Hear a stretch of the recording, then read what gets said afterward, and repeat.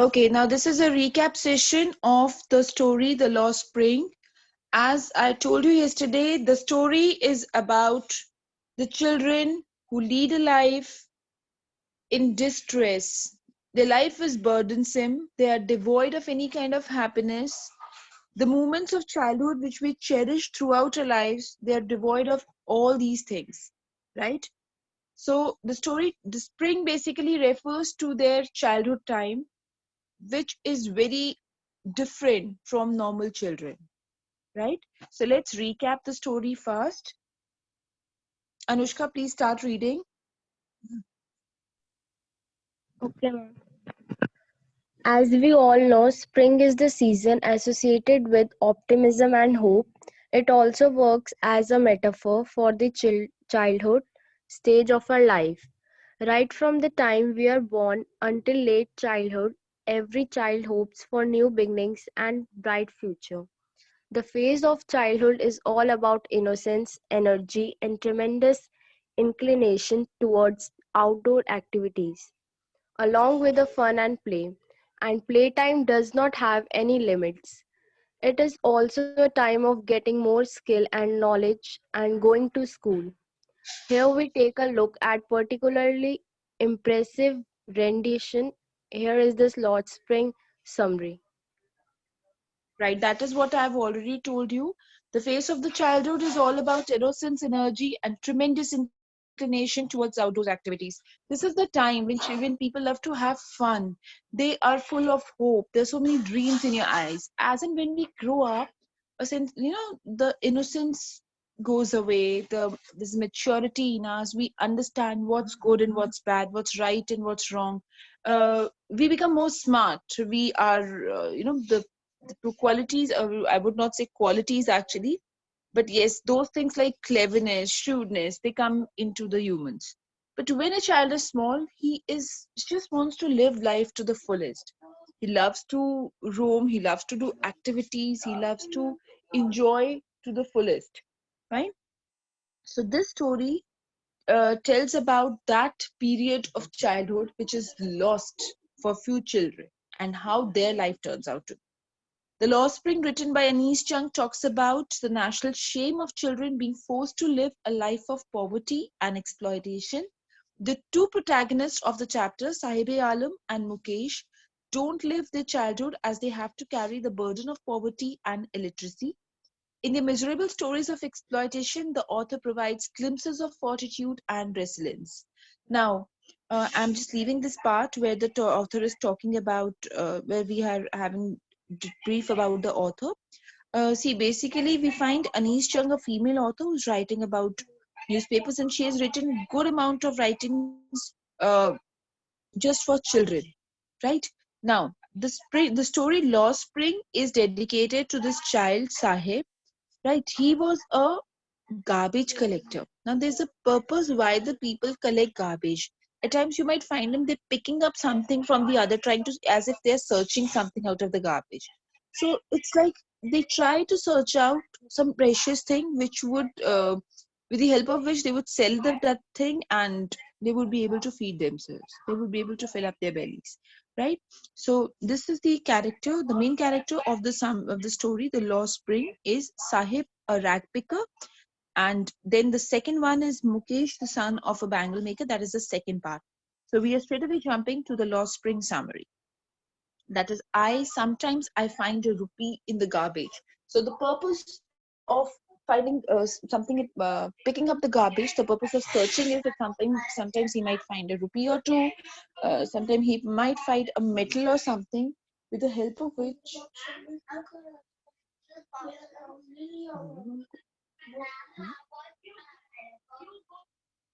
and sometimes he might find something precious, right, with the help of which he is able to fulfill his needs, right? So let's continue.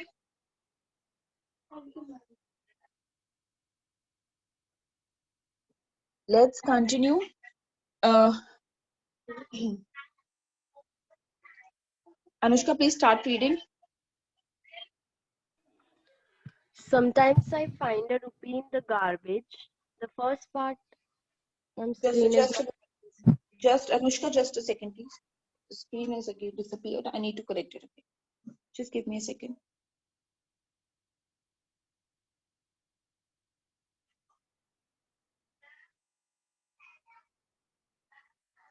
Yeah, please continue.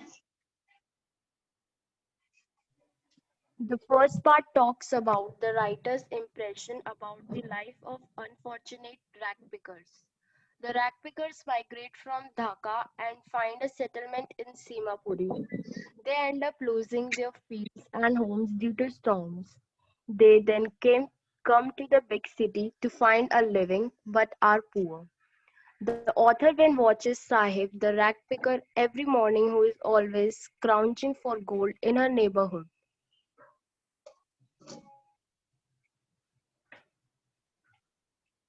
Garbage is actually the means of survival for the elders, and it is something wrapped in wonder for the children.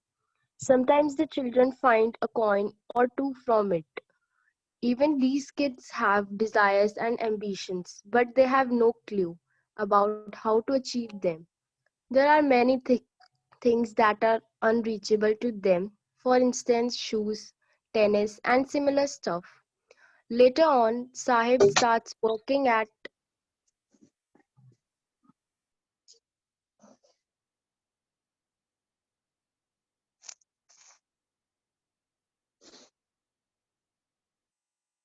Please continue. yes, ma'am. Later on, Sahib starts working at tea stall where he earns 800 rupees and also gets to eat all the meals. Anushka, But your the voice is not audible there. Anushka, yes, ma'am. your voice is not audible, beta. Ma'am, now is it audible? Yeah, now it's fine. Okay. Later on, Sahib starts working at tea stall where he earns 800 rupees and also gets to eat all the meals. But the job takes away his freedom. Okay. Now, the first part talks about the writer's impressions about the life of the unfortunate rag pickers. Here we find that writer finds this little boy who lives in the slums of Simapuri. He is migrated from Dhaka, and these people who came from Bangladesh, they have been living here for more than 30 years now. They end up losing their fields and homes due to storms. And once they came to India, they settled here only. And from there, that period, their generations have been living here only, right? They then come to the big city to find a living but are poor. The author then watches Sahib the rag picker. The author happens to meet this boy whom he finds every time walking on the street barefoot and every morning who is scrounging for gold in her neighborhood. Scrounging for gold, he was basically, he was a rag picker and he was, putting hands in the garbage as if he was trying to search out, as if something of gold has disappeared and he was just trying to search out that, right? So, garbage is actually the means of survival for the elders, and it is something wrapped in wonder for the children. So, for elders, it is the means of survival because they, after throwing it, they earn some money, or if they get something expensive, they do sell it. But for children, it is full of wonder because they might get an old toy, they might get something which is very attractive for them, so they search it. That is also one of the reasons why children are very excited to search it, right? So sometimes the children may find a coin or two from it. Now, obviously, these children are also normal like any other child, right? They also have desires, they also have hopes, they have dreams for the future, ambitions, but they have no clue about how to achieve them because the kind of environment they are living in, the slum area, their childhood, that was full of darkness. You can somewhere reconnect the story to, we have just recapitulated the poem, An Elementary Classroom in a Slum. So obviously the condition is the same. The children living in a slum, the kind of life they live in, no, they're not cared for, nobody is bothered about them, how, what are they doing? You might have seen how you people have been brought up by your parents, how your siblings are brought up. if you have young brothers sisters at home, so you might recall how your parents were really very concerned that the child might not fall, he might not hurt anywhere. I mean, if for every little bit, right? Especially when we talk about Indian parenting, Indian parents are really very concerned. They never leave their children alone, even at a very grown up age also, right? So but these children living in slums, they are really never taken care of, and they are leading a life which is somewhere very miserable, uncared, unbothered, walking on the street all alone. I mean, not alone, but maybe along with other children of their age. But yes, they're not fed properly, they're malnutrition, and they have to search for certain things, they have to fetch for certain things on their own. So there are many things which are unreachable to them, like shoes, tennis, and similar stuff. Like we find Sahib also moving every time barefoot. When the author asks him for that, and he says that I don't have money to buy shoes. So Sahib starts working at a tea stall, then where he earns 800 rupees. After some time, the author finds him working at a tea stall where he has started earning at again at a very young age. He's still at the age where the children are going to school, but he has started working just to just to feed himself, and again just to feed his family, where he's getting 800 rupees, and he also get to eat all the meals. Otherwise, perhaps he was not even getting all the meals in a day, right? But now working here, at least he's able to fill up his belly, and he's earning also. But yes, the job has taken away his freedom. For children do not understand the essence of working, why you are working, what is the importance of earning money. This we understand as in when we grow up. For a child, the freedom, the play, the enjoyment with his companions, that doing the sports and enjoying himself, that is something which the children love to see, love to have, right? Which this poor child was devoid of. So here we have summarized the first part. I think I'm clear with that. I'm coming on to the second part now. Uh, Now this one is I want to drive a car. Now, this story is about again a teenage boy, Mukesh, right? Mukesh is living in a place known as Firozabad, and Firozabad is very famous for its glass blowing bangles. I mean, bangles are made in Firozabad. Bangles, colorful bangles may seem to be very attractive for women. You might have seen your moms and your sisters wearing them on occasions, or in Indian festivals and rituals also, bangles hold a very important part. But the process of making bangles is really a very difficult one. The people who are into it, they realize that their eyesight is affected a lot in this process because of that the fire and the furnace in front of which they're making bangles. And children at a very young age, they are put into this profession if they belong to a bangle making family. If the family is having into that profession, the children also come into that profession at a very young age. So this is a story about a boy who has some different dreams, though his family wants him to be into that profession, but he has some other dreams, right? So let's recall the summary, please.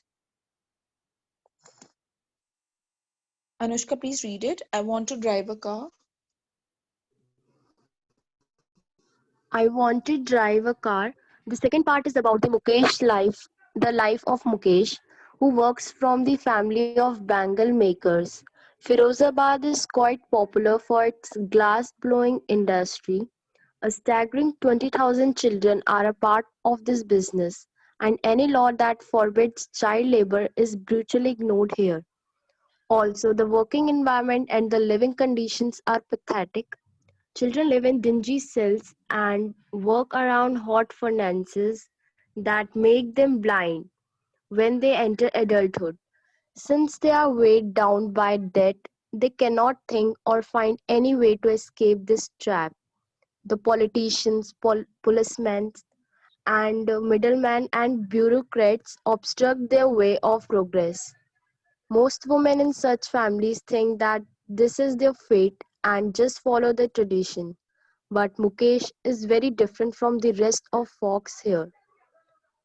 He has dreams of becoming a motor mechanic. The garage is quite far from his house, but he shall walk. Okay, I believe this is a very small gist of the story, where the poet talks about where the poet talks about Mukesh. Mukesh belongs to a family of bangle makers.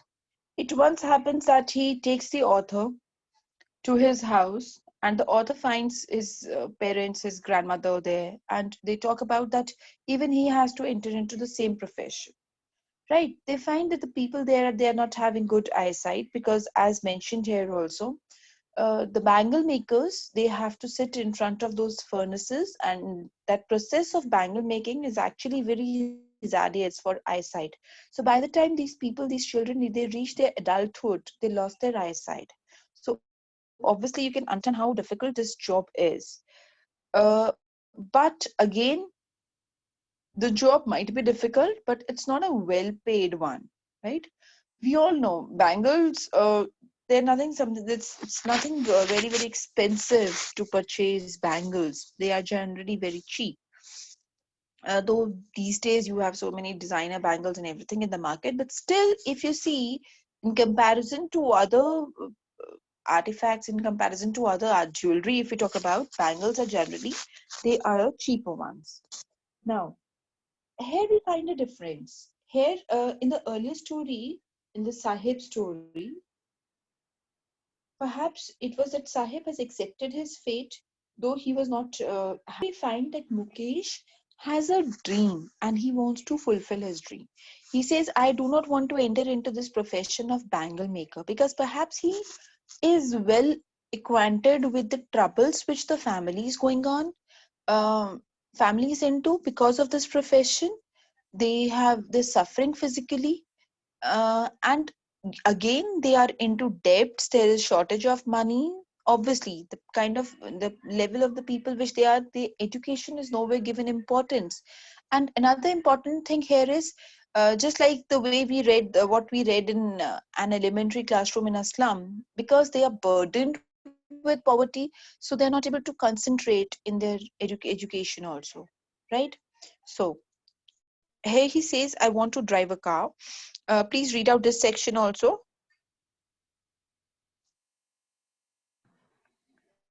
The author sheds light on the another victim of child labor, Mukesh, who dreams of becoming a motor mechanic. But the child has always worked in the glass making industry. They get exposed to many health hazards, such as losing their eyesight as they work in appalling conditions in dark and dingy cells. Mukesh's father is blind, and even his father and grandfather were blind. So the bangle makers of Firozabad are so burdened that they have stopped dreaming, unlike Mukesh, who wants to drive a car. Okay, so this boy is still full of dreams. He has seen the condition of his family. Apart from all the burdens, all the responsibilities, he has declared that he's not interested in this bangle making profession and he wants to drive a car. He wants to become a motor mechanic, right? So this is about, I want to drive a car. I think we should read out this part also. We have somewhere, I think we have left out some points here of sometimes I find a rupee in a garbage. This is the gist of the lesson. Please read this section also.